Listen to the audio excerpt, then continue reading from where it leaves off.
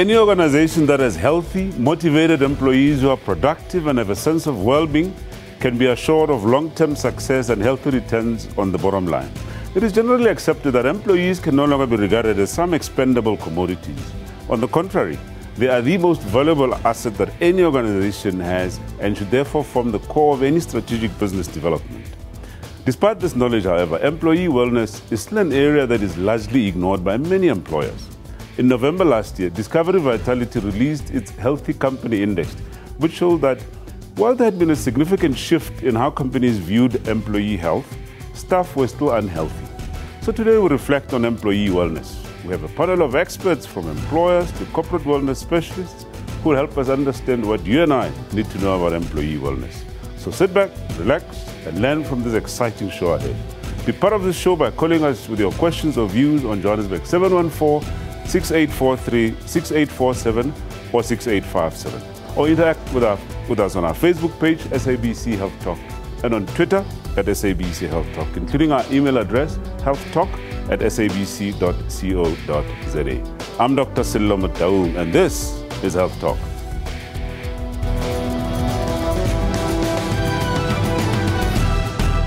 Thriving enterprises rely on healthy, motivated people, employees who are productive at work and who have a sense of well-being. Job stress can put you up at night and contribute to health problems such as heart disease and depression. Chronic job strain can put both your physical and emotional health at risk, which may lead to an increase in sick days or absenteeism. Work-related stress is a growing problem around the world that affects not only the health and well-being of the employees, but also the productivity of the organization. As health is not merely the absence of disease or illnesses, but a positive state of complete physical, mental, and social well-being. Companies and employers should recognize work-related stress as a significant health and safety issue. Education and wellness programs have proven to be essential in changing the behavior and general health conditions of employees. This in turn motivates the staff, allowing them to let go of daily frustrations in a healthy way. Okay, July 1st to July 5th is Corporate Wellness Week in South Africa. And there's therefore been a lot of focus on the subject of employee wellness. Let's understand more about this subject from our special guests. First up is Dr. Fundile Nyati, who is the Chief Executive Officer of a company called Proactive Health Solutions in Johannesburg.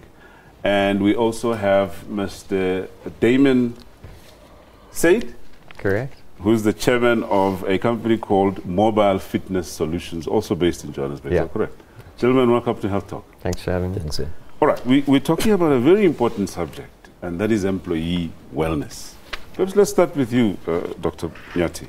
What is employee wellness? You hear about employee wellness, health and well-being, corporate wellness. Just clarify us. What's the difference between these terms, or do they all mean the same thing? Well, I think generally they all mean the same thing. Employee wellness is really the state of health and well-being of the employees within, obviously, a workplace. Right. All right. That's the simplest I could, define it. Are there components? You see, some people think of wellness as relating it to disease. Nowadays, some people think of wellness as going to a spa. Yeah. Are there perhaps different components of this wellness that we're talking about? All right. When you look at health broadly, there is what we call proactive health, which is really the people being empowered with knowledge so that they can change their behavior and reduce their risk of being sick. All right, and interventions that could be done, to mitigate, that risk, like vaccination or even early screening. All right, that's the proactive part. Yeah. Then there's the reactive part when somebody is already sick, and then you now need to go and seek an intervention to address that problem. Mm-hmm. So generally, wellness is being used to look at more the proactive side. What could be done to make sure that people do not get sick, or if they do get sick, they are caught early, because that is much cheaper to manage for the company, for the country, than what we are used to, which is reactive health. And so for me, wellness is really focusing on proactive health, which is, yeah. All right. At this stage, we also have another guest that I need to introduce, and he's joining us on the line from Swaziland. And this is Mr. Frans Pina, who's chairman of a company called Inyatsi Construction. Welcome to Health Talk, Mr. Pina. Thank you very much. Good morning. Good morning. Well, we've just started this discussion on employee wellness, and we're talking really about, corporate wellness. And perhaps let's just get from your perspective now as an employer in the construction industry. What is your view of employee wellness? We have found over the years that the general wellness of employees has a significant impact on the wellness of the organization. So we believe that a healthy workforce means a healthy business, and subsequently, a healthy society. And with health, we mean that it is in harmony. So for us as an organization, it's become a priority over the last decade, and we've developed an internal wellness program that is really focused on making it a team effort to manage employee wellness in the organization, because it not only maximizes the human capital that we have in the organization, but it sustains it in the long term. And we've actually found that it improves retention of staff and reduces staff turnover, purely because there's a sense of belonging because of the program. Yeah. Well, in my introduction, I said that, many companies are still not taking employee wellness seriously. And I mean, looking at the industry that you represent, the construction industry, which is perhaps one of the so-called high-risk employment types. What motivated you in particular to take wellness that seriously? And perhaps what is it that you're doing that your other colleagues aren't doing, Mr. Pina?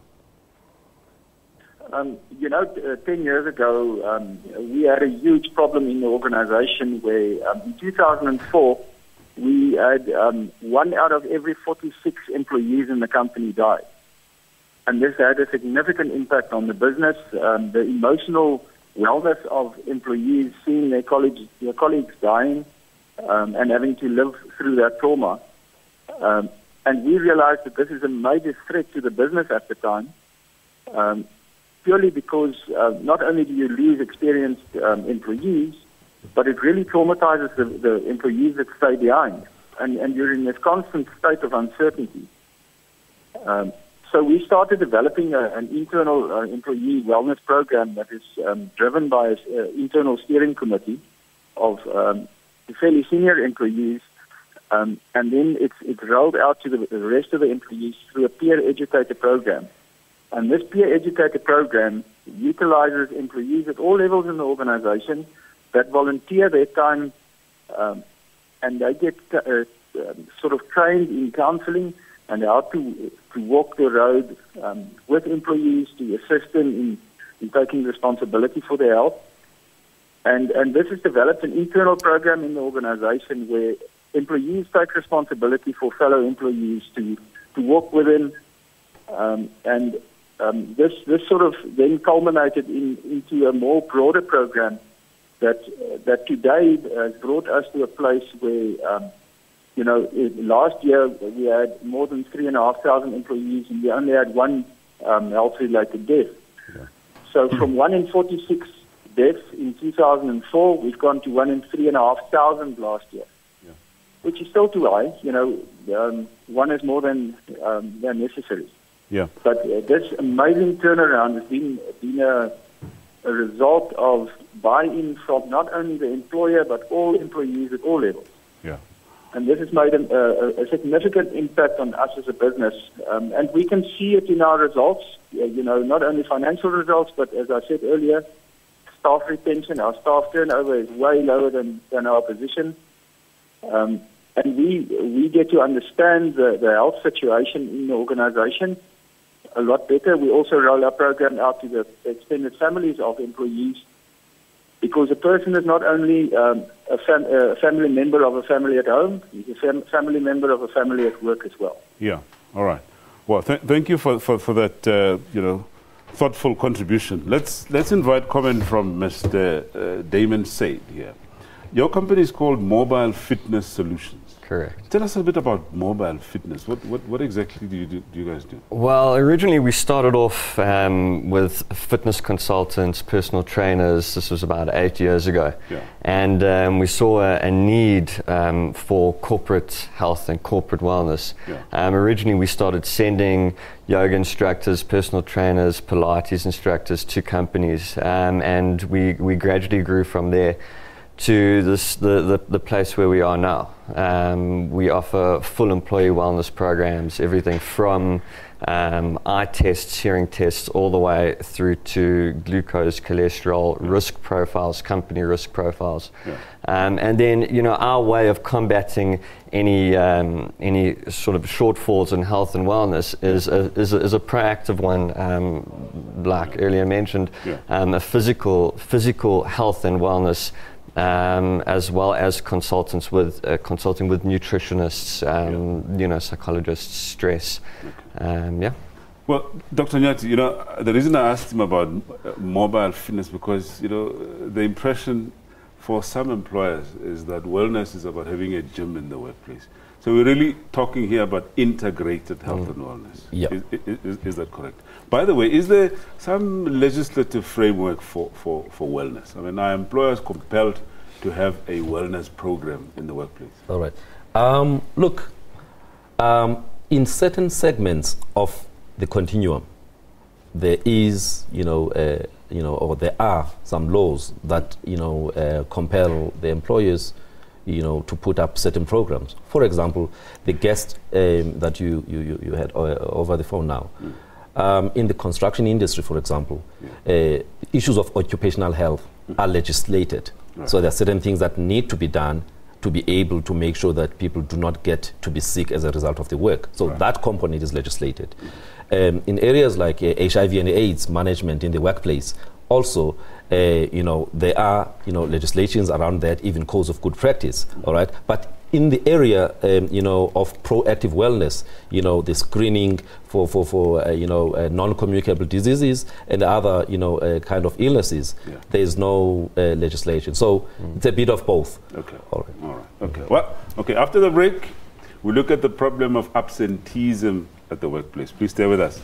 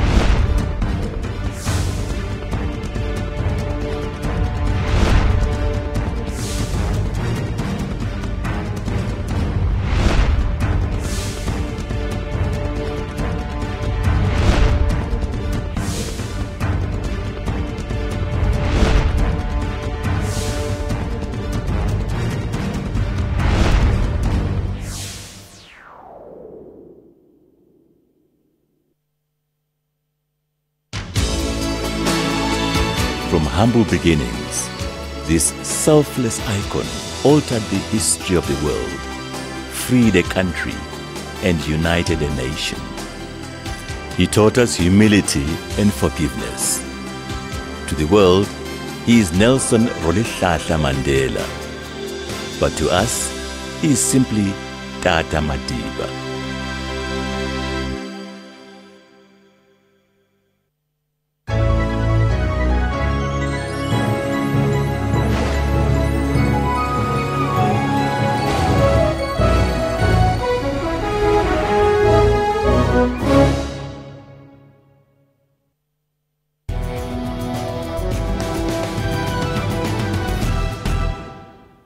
Welcome back to Health Talk.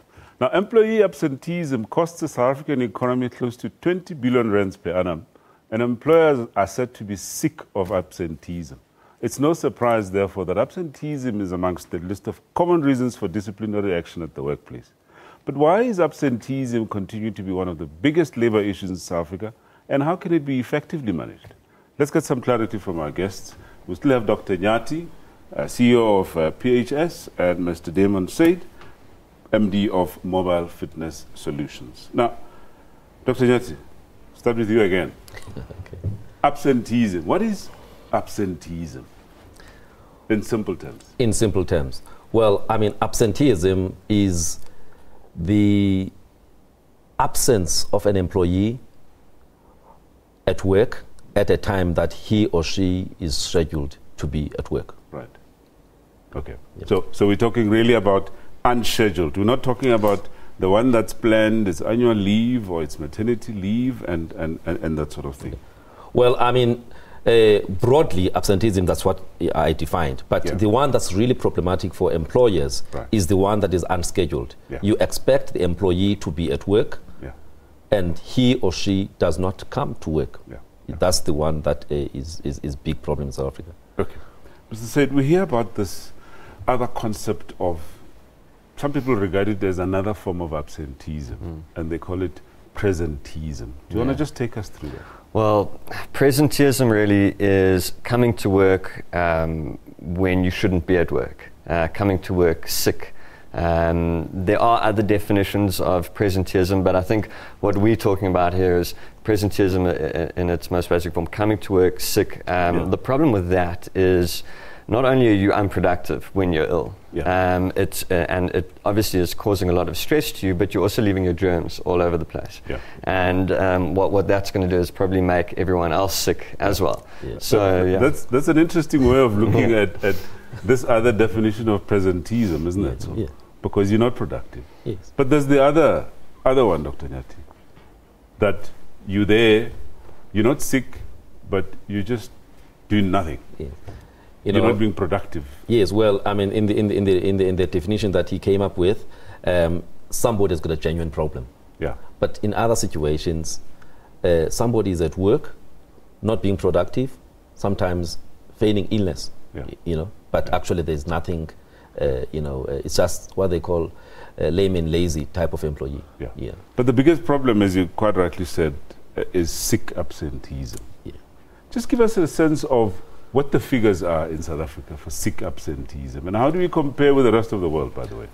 Look, South Africa is one of the countries where there's a big problem of sick leave abuse. Okay? Now, when you look at South Africa, and I'll just use what they call the Global Competitiveness Report, the latest one. Out of about 140 odd, countries that were surveyed, we came at about number 56, and we've been dropping for the last 3-4 years. All right, and when you zoom in as to why are we dropping as a country, the area around the management of labor is a big problem, and within that, absenteeism is a big contributor. And so we are not doing very well as a country. Even if you look at what they call the Human Capital Index, again, countries like Botswana, Malawi, Mauritius, they are doing much better than us. And again, when you zoom in, what is the problem? The area around people management, and it zooms into things like management of absenteeism and other labor relation issues. They are a big contributor to why we're not doing well. So really, as a country, we have a major problem. Well, we'll come back to management of sick absenteeism, because that's really what employers should be doing out there. But coming back to you, Mr. Said, you see, we have this problem of sick absenteeism. But sometimes people have genuine reasons, sometimes not so genuine reasons. Let's look at the causes of sick absenteeism. What, in your view, drives absenteeism? So research done has shown that only 1 in 3 people taking a sick day is actually sick, and up to 40% of sick notes were created without an actual diagnosis. So, sick leave can be due to so many things: stress at home or at the workplace. When people get depressed, don't want to carry on going to work, don't enjoy work. I mean, you know, I know it's hard to say you should enjoy your job, but you know, there's got to be some form of reason for you to wake up in the morning and want to go to work, not just earning a salary and getting by. You know, and unfortunately, we're a culture of now, you know, wake up, do your routine, go to work, come home, and that I think plays a part in people not pitching up for work. You know, almost like taking a sick day. Also because you know, they've got sick leave owed to them, so why not use it? I think that's another reason. Interesting one. That why not use sick leave owed to you? Yes. Just tell us about this concept of, you know, people, when they look at their leave, they say, well, I have my annual leave and I have my sick leave. Yeah. So I've taken my annual leave, I haven't taken my sick leave. Just, please, just help us with this concept of sick leave and entitlement. All right. Look, the Basic Conditions of Employment Act regulates, you know, the minimum number of days that employees are entitled to during a sick leave cycle. All right. You know, it's usually 30 days for a 5-day worker, 36 days for a 6-day worker. All right. Now, that is in a 3-year cycle. Now, what you normally see then is that if employees have not used those days because they were not sick, towards the end of that cycle, they will think, you know what, if I don't use these days and the cycle is expiring, these days are going to be forfeited. But so why don't I just, you know, ask my doctor to book me off? And when I was working in Port Elizabeth many years ago, employees would come and demand and say, Doc, I want you to book me for 2 weeks. If you don't give me these days, you know, they would use a word, these boys are going to take my leave, you know.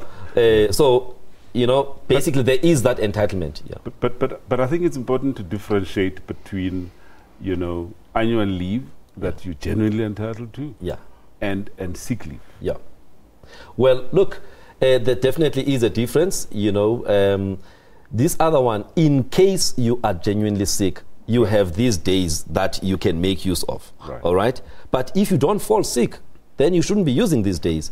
But that's where the abuse happens, because between the patient or the employee and the doctor or other, you know, healthcare professionals, there is collusion most of the times, whereby sick notes will be produced and presented to the employer, and just behind the scenes, that person is not sick.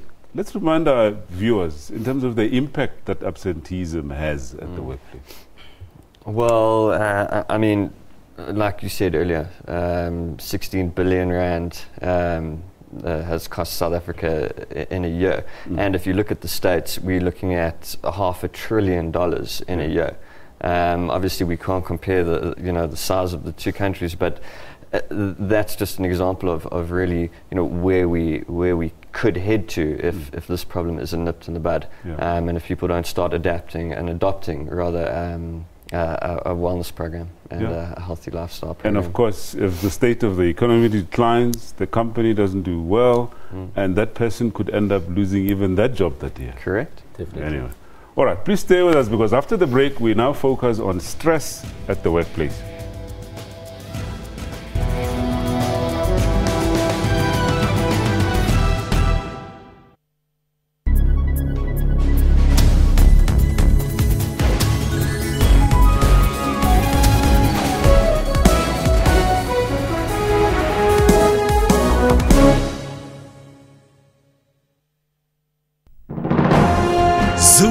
Into Africa.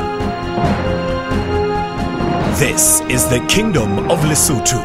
The leader is King Letsie III. The Kingdom of Lesotho attained full independence on 4th October in 1966. The population is more than 2 million people. One of the major languages spoken is English. Monetary unit is Maluti.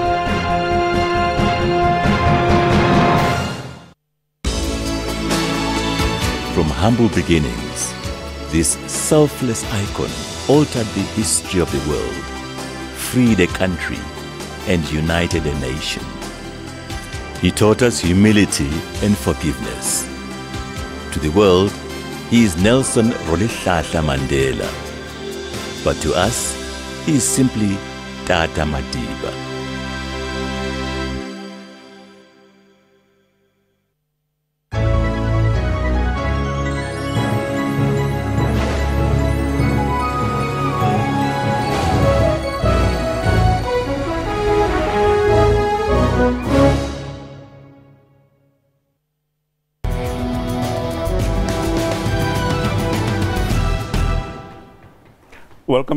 Welcome back once more. Now, economically active people spend a great deal of their time at the workplace.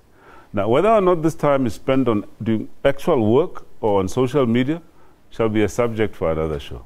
The reality, though, is that employees work more today than they did 25 years ago. And at the same time, workplace stress is said to have been also on the increase over the years. Let's focus a little on stress at the workplace on this segment. And we still have Dr. Nyati, CEO of PHS. We're now joined by Mara Zanella, who's a counseling psychologist in private practice based in Johannesburg. Mara, welcome to Health Talk. Thank you for having me. Okay. We went to another very important subject, stress at the workplace. You know, I mean, it's a common thing, you know, to hear somebody say, oh, I'm stressed, either because of my job or I'm stressed because of my boss or my colleague. Just tell us, in simple terms, what is workplace stress? Well, it's interesting because there's different types of stress. Right. So, you know, we all have some positive stress, and stress gets us motivated, stress gets us to do work, meet deadlines, all those types of things. But negative stress is where it feels like the demands placed on us outweigh the resources that we have available.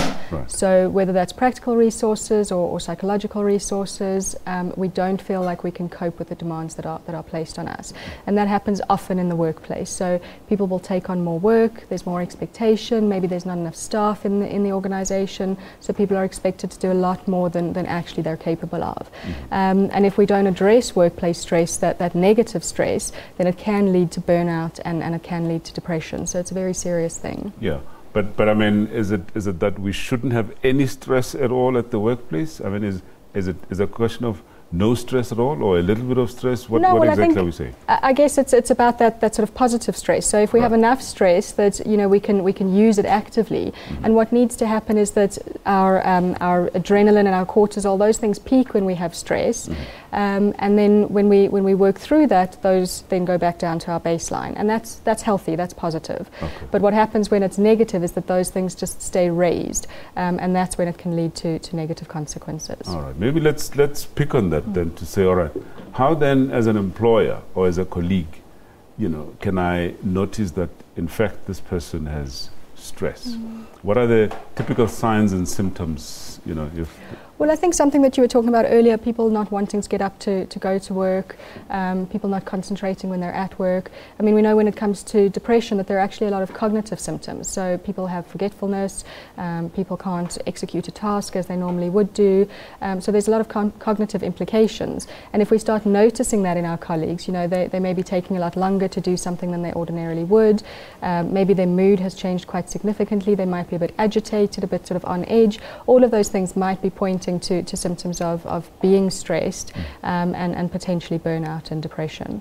Can people conceal them? I mean, is it easy to notice, or does it often take time? Well, I suppose if you know your colleague quite well, you would probably be able to pick up on it. Again, from a manager's perspective, if the employee has been doing their work quite well, a very effective employee, and all of a sudden that starts to change and they start making mistakes, or there's sort of workplace accidents, those types of things, then that might be an indicator that something's going on. Are there any long-term effects, perhaps? You know? Well, absolutely. So if it's not addressed, then it can lead to burnout, and burnout can cause depression and anxiety symptoms. So there are definitely long-term consequences. Now, Dr. Nyati, we'll come back to Amara just now, but the impact that stress has at the workplace, perhaps from a point of view of the employer now, what impact does it have on the employer? Well, I think there's a big impact to the employer, because again, Mara mentioned that people get burned out, and at some point it becomes an illness. Now, when they have got depression or even anxiety illnesses, most of the time they go consult their GPs or even psychiatrists, and so they are off from work, and usually for long periods of time. Right. just in my experience working in the public sector or working with clients in the public sector, especially the ones in the security justice cluster of government departments, people are absent 3 months, 6 months, 9 months, and at a certain point, then they come back and say, you know, I want to be boarded, what they call medical boarding or ill health retirement. So it deprives employer of productivity for sustained periods. They have to pay for replacement employees during the time these people are away, whose level of productivity may not be at the same level, but it can also lead to early exit from work, which means, you know, those retention strategies for the employer, you know, don't do well. So it's a major problem, and I see a lot of that in the public sector. That is both the government side and also state-owned enterprises. But even in the private sector, you do see the same situation. Interesting point. Maybe let's just pick up on that now. Looking at the causes and risk factors for stress at the workplace. Let's start off with the employment types. You know, he just went through you know, the security industry and so on. Are there any work environments, perhaps, that are high risk, as it were, for, you know, a lot of stress? I think it would depend on the individual. Right. So I think different types of employment have different types of stressors, and those are also going to impact on the individual you know, sort of differently. So somebody who's in the finance industry might be able to work quite well under those types of stress. Somebody in a construction industry might have different stress, but they might not be able to manage that.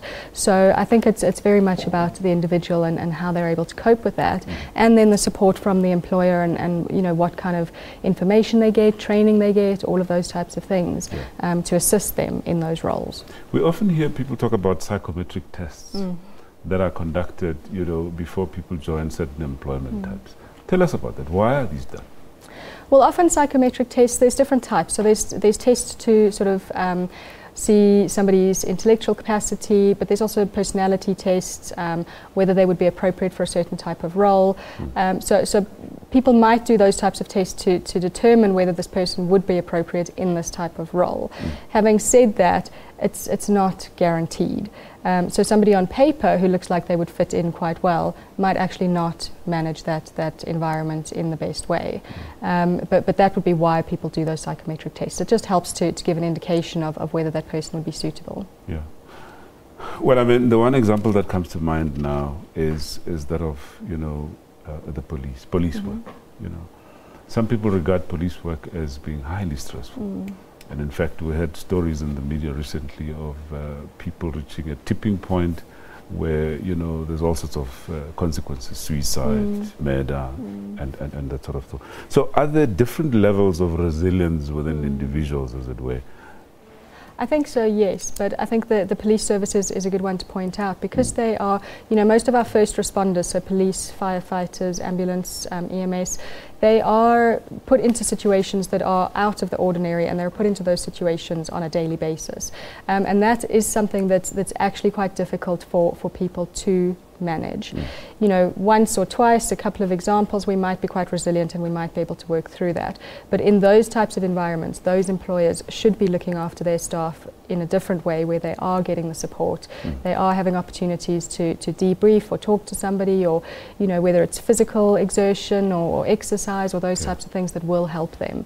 So I think you're right, those types of environments will be more difficult. Okay, that's more for the employer, what the employer needs to do. What about the employee?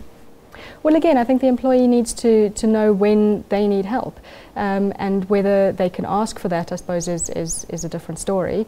But, you know, to know for ourselves whether I'm feeling overwhelmed, whether you know, my mood has changed, if I can't get up, I don't want to go to work, those are things for me to notice, and for me to be able to go and access the support that I might have.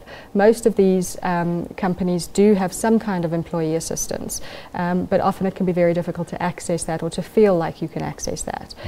But there are other, you know, public sector places that people can go to, whether it's telephone counselling or that type of thing, that they could access to get that support. But I suppose it starts with being able to recognise that something's going on with you. And not harbouring it for too long. Exactly. And disconsult. Well, this is very interesting. Well, thank you so much for your contribution. Thank you. All right. So The question then is, how do employers design employee wellness programs? Well, we'll find out at the break. Please stay with us.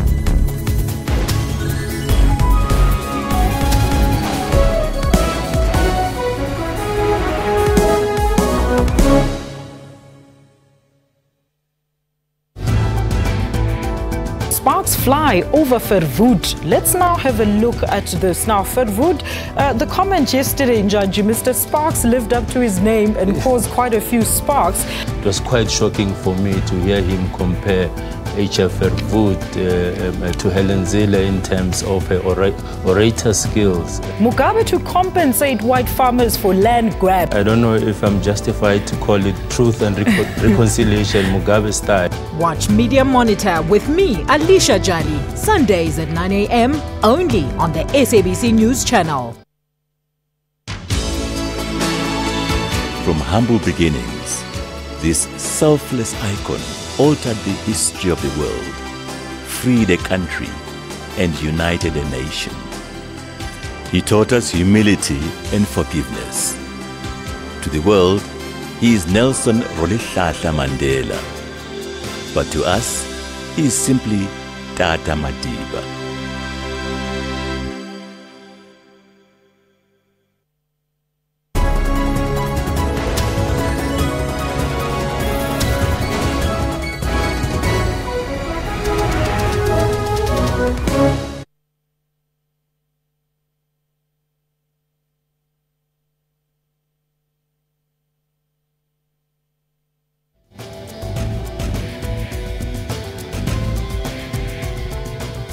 So what steps can an employer take then to improve the health and well-being of its employees? And what role do employees themselves play in this regard? Let's find out from our special guest. We still have Dr. Nyati, CEO of PHS. We have Damon Said joining us back. Damon Said is MD of Mobile Fitness Solution. Gentlemen, you know, we've spoken about all aspects of employee wellness and, you know, employers and employees and so on. Now, can we just go through some practical steps or tips, you know, we can give to employers out there on how they can go about, you know, designing reasonable employee wellness programs? Well, look, it can be quite difficult to, you know, if you're going to do it all yourself. Right. But there are a few things that I would suggest should be, or a few steps that should be taken. And obviously the one is testing. Right. So you need to establish kind of where you stand with your employees. And I'm not talking about invasive testing. You know, you don't have to, and you obviously can't force anyone to do HIV testing, VCTs, TB, but you know, you can start with small things like blood pressure, BMI, glucose, cholesterol, those sorts of tests. You don't have to make it a big thing. You can make it, you know, we've got the guys testing, come down a few people at a time and get tested. So you're talking about essentially regular health checks? Correct, correct. Because for some employers, you know, getting an outside company to come and conduct health checks once a year, some regard that as, you know, having an employee wellness program in place. You see, it's not really, and we often get requests to please come and do the bare minimum. And we say, look, we will. And I mean, we can't say, well, legislature says you have to do this, because it doesn't. But we can suggest that they don't just start and they don't end with these tests. You know, once you've done the tests, and they should be done regularly, not just once a year. And once you've done these tests, you then need to create a risk profile for yourself, or get someone to create that risk profile from these results. You know, you need to understand what percentage of your staff and employees are unhealthy. And then from there you can create a program to turn it around. Things like a BMI over 35 is too high. So, you know, things like fitness and exercise programs, just changing the canteen food. You know, don't have just vending machine food.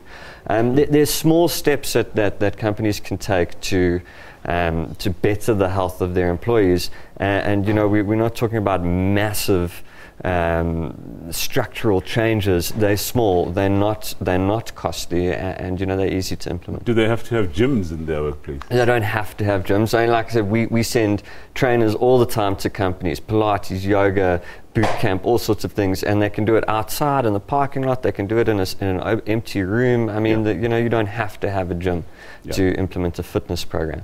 So you mentioned then, you know, regular health checks, yes, and encourage employees to be physically active, correct, as it were. Correct. Any other aspect? Well, yes. I mean, you can easily encourage your staff to become fitter by having competitions like the biggest weight loser, or like an iron person, or you know, these kinds of things. You know, you can implement them, and people get excited. You offer a little prize at the end, and you see and it's also a team building exercise, and you see how people get excited about actually reaching goals, losing weight, that kind of stuff, and it really does work wonders. And you know, you can reassess as time goes by. So you can say, we'll have all the assessments, the weight, the BMI, all of that now, and 6 months later we'll have it again, or 3 months later, or whatever length of time they choose, and they can actually gauge the results from implementing this longer term wellness program. Yeah. Dr. Nyatsi,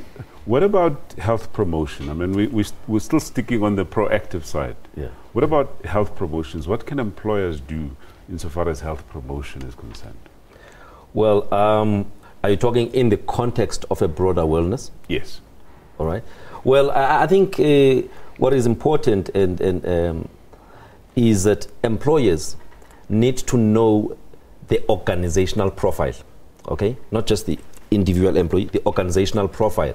What are the leading causes of absenteeism, of disability exits, you know, of early deaths, you know, the occupational health issues, you know? So once employers understand their organizational profile, then, you know, programs are designed that are intended to mitigate those risks. And part of that is to then empowering the employees with the relevant knowledge on how, you know, if it's issues around, you know, stress, then relevant knowledge on issues of, you know, resilience, early identification of symptoms, and seeking help early.